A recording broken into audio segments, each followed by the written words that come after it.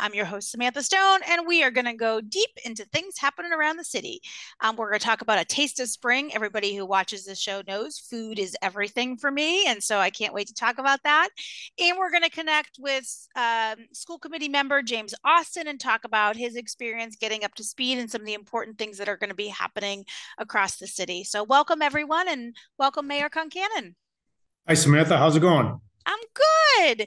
I can't believe Monday's almost over. It's like, and we tape on Monday. I know most of you are watching this on Tuesday, but it went The fast today. days, they fly by, don't they?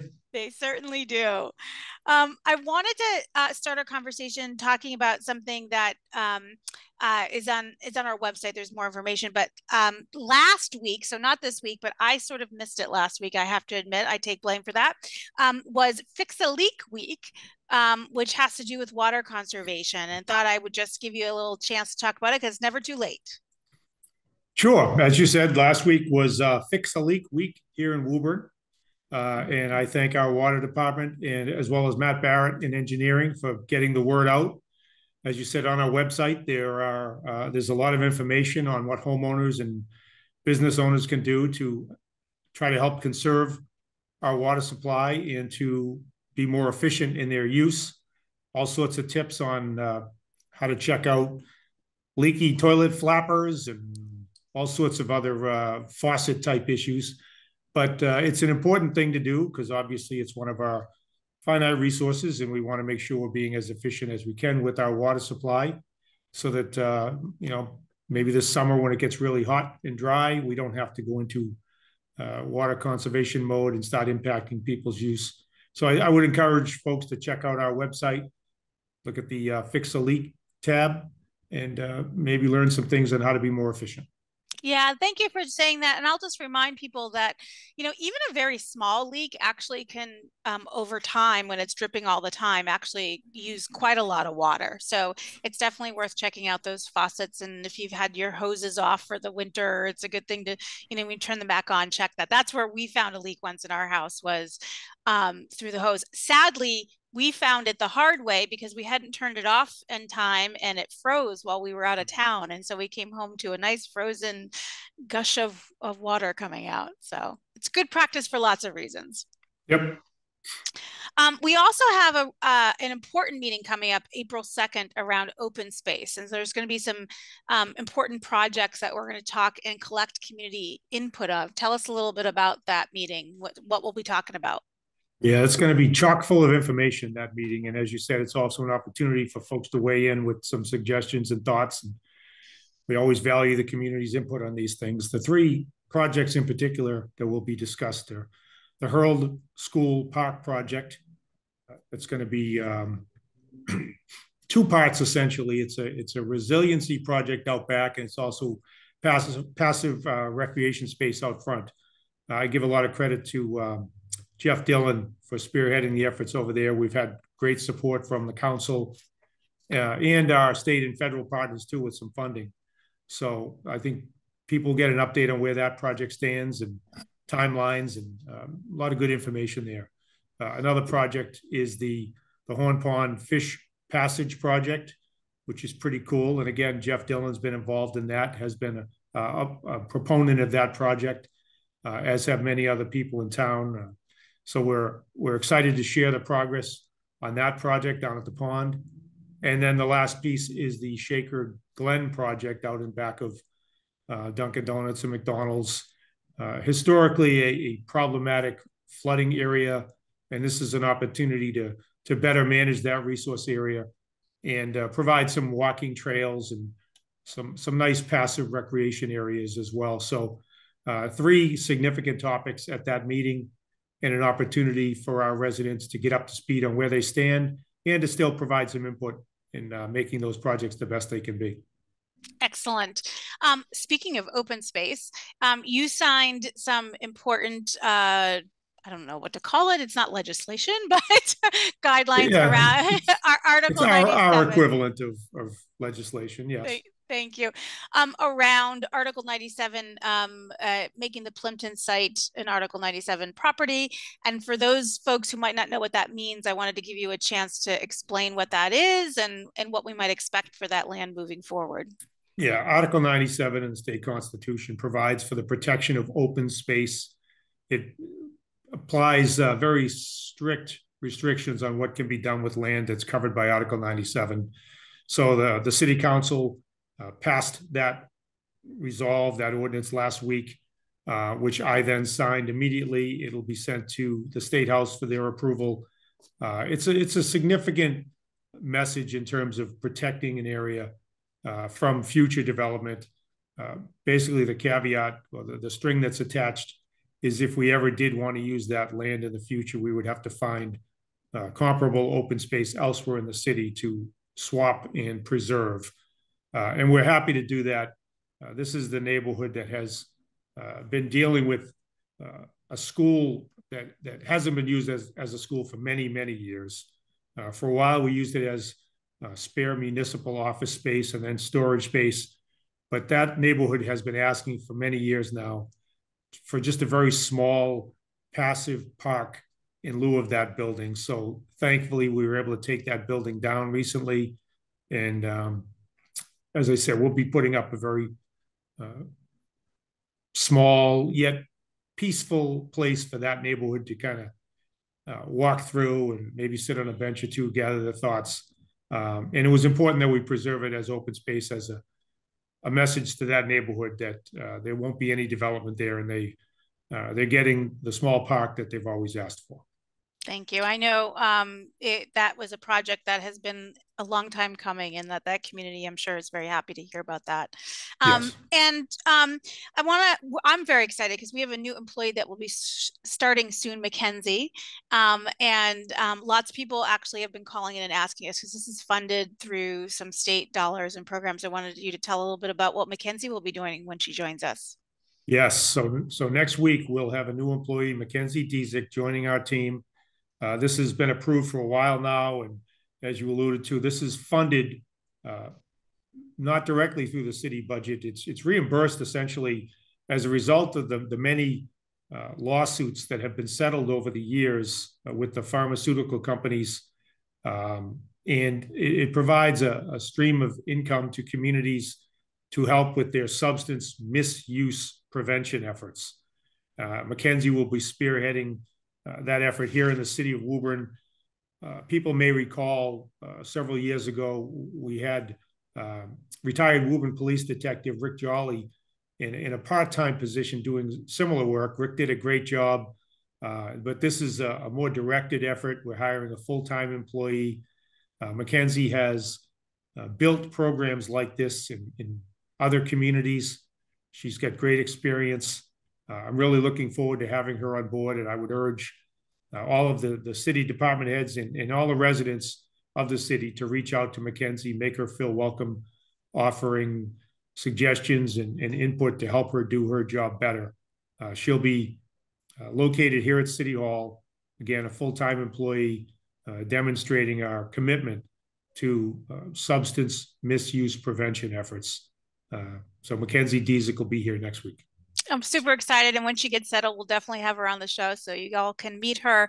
I did have the chance to speak with her before she joined, and she's fabulous, and I think is going to get a running start and contribute to our community right away. So Agreed. Very excited about that.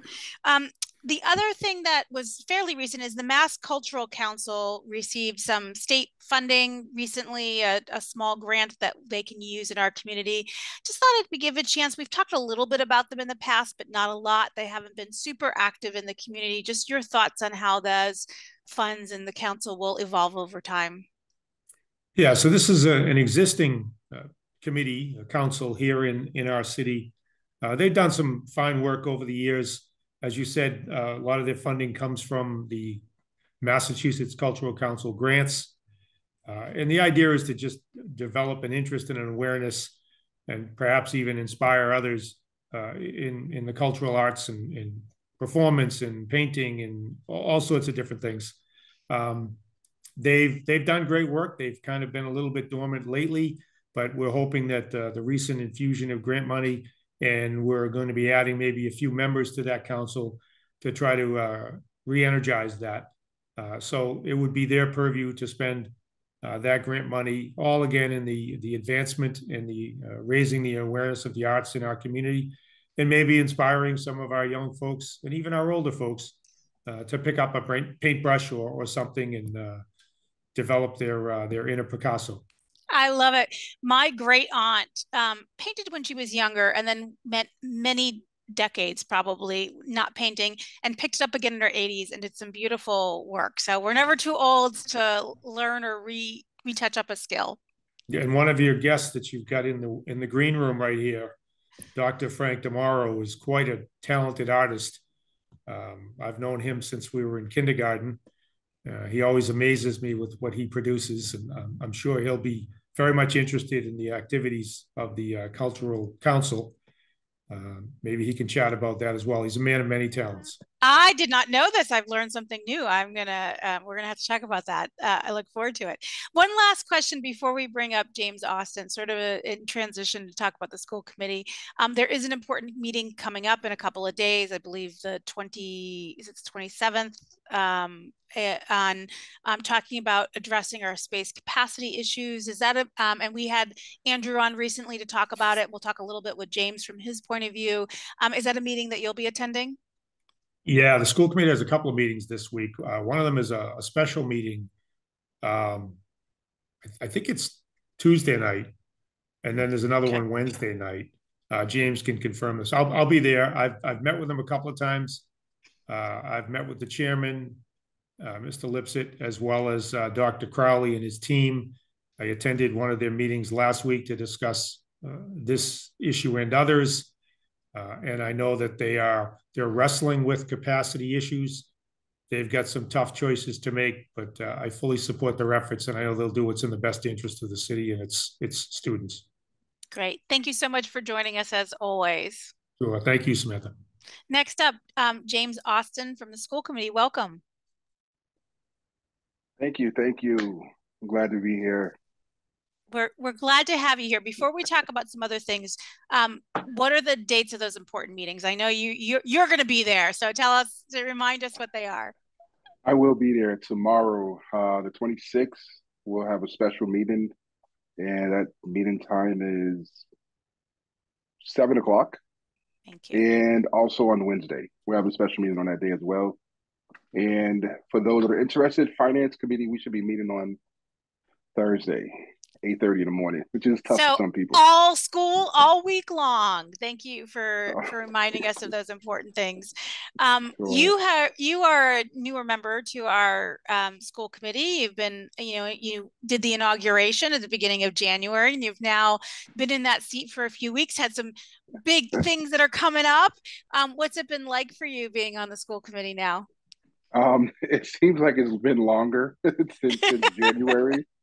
I'll be honest with you. I feel like there's a great movie I love called The Intern with Robert De Niro. I feel like an intern just kind of put in position where I don't know a lot is going on, but I will say this. I have a great team of people that are so willing to invest and give whatever knowledge, but it's been a great experience.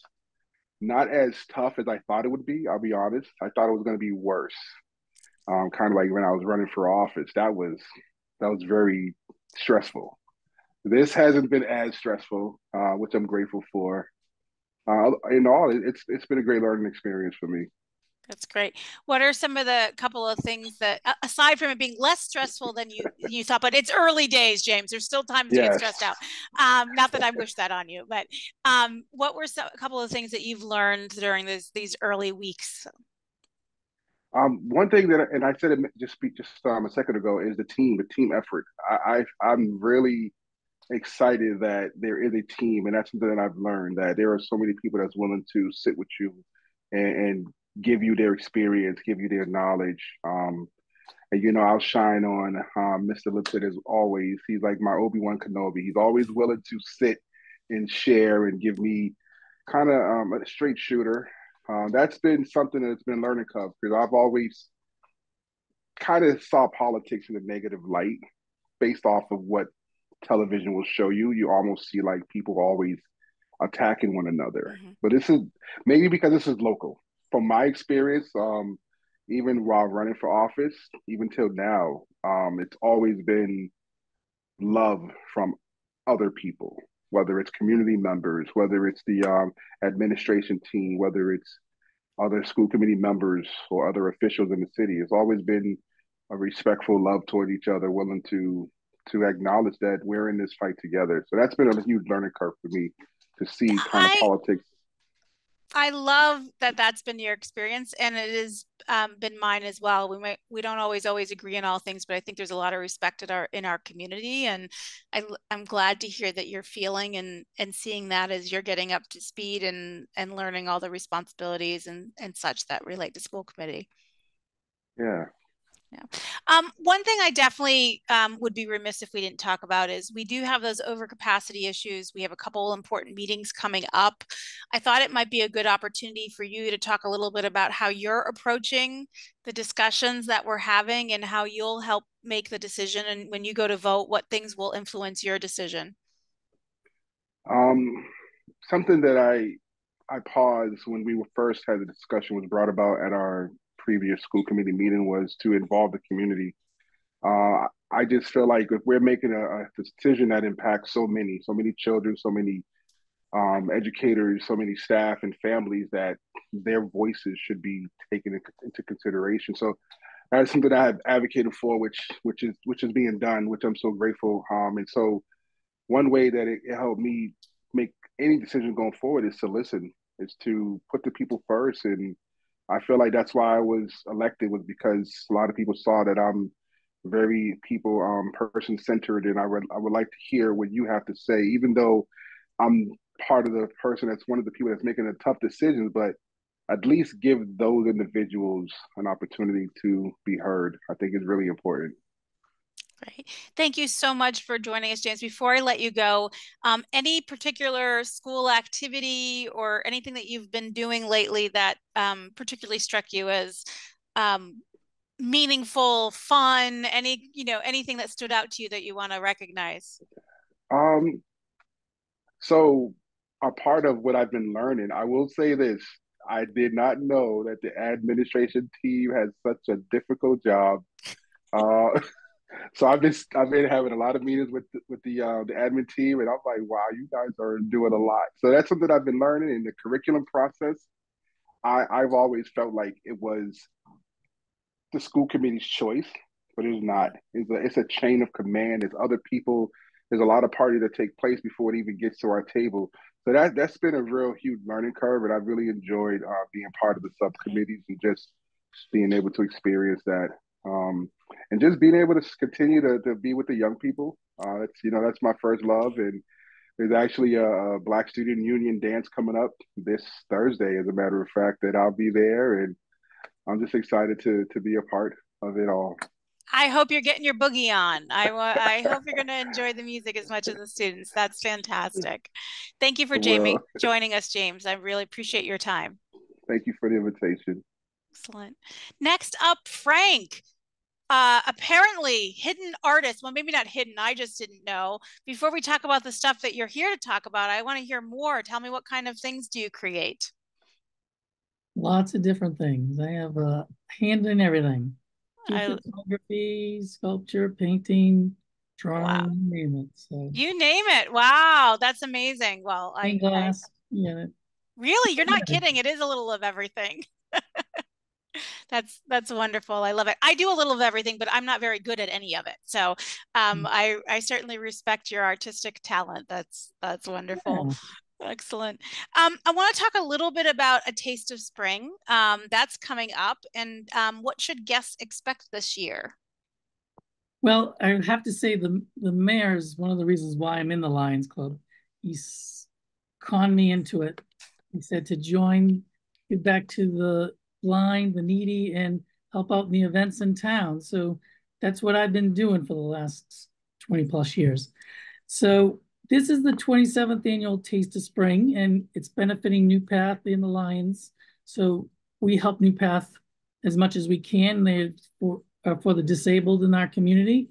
So, we're trying to help all the different, events in town and chip in with all the different fundraisers as well as our own. So this year we have Sam Walker's, Peppercorn House, Zyka Indian Food, Marcos, Chick-fil-A, 110 Grill, Bickford's, Jack's Coal Fired Pizza, Matadora, Redstone, Flip the Bird, Tezmezcal Cantina, Brickyard, Dave and Buster's, The Fox Den, Chipwreck Cookie Company, King's Dining, Greater Lowell Tech High School, Tony C's, Northeast Metro Regional High School, Scoreboard, Crown Plaza, Aviva Trattoria from Stoneham, and Kelly's Roast Beef. So those are the restaurants we're going to have. Okay, my mouth is watering, Frank. Oh, like that is an incredible, fabulous list. That sounds amazing. Yeah, we have music by Bobby G and Frankie Bonsignor.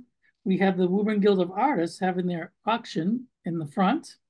We also KBK Sports Memorabilia will have a raffle. We have booths that have the two blind softball teams. The Boston Strong and the Boston Renegades will be there, as well as the Braille Press. So all this for $25 at the Woburn Crown Plaza, which is handicapped accessible. It starts at 5:30, goes to 8:30. You can get your tickets at Eventbrite or in person by Jack Moscow at the Lions, if you want to look on our website as well. That's amazing. Now remind us, what day is it being held? It is Wednesday, April 3rd. So a week and a few days from today. Excellent. So I see a lot of people having a lovely dinner out by tasting all of this. That's like my favorite way to eat. Like I'm a person who loves Thanksgiving, not because of the turkey, because of all the sides that I get to have a little bit of everything. So Taste of Spring certainly feeds that interest for folks. I love it. And then you mentioned tickets on Eventbrite or buying them in person. If somebody doesn't quite get around to it, can they buy at the door as well? You can buy at the door. It's a 21+ event. So adults. That is important to keep in mind. Get the babysitter and leave the little ones at home and you go out and have a fun evening. Right? Yeah. That's awesome. Thank you so much for joining us, Frank, and for catching us up on that fun event. All right. Thank you very much. Thank you. Bye. Woburn, as always, please continue to take good care of each other.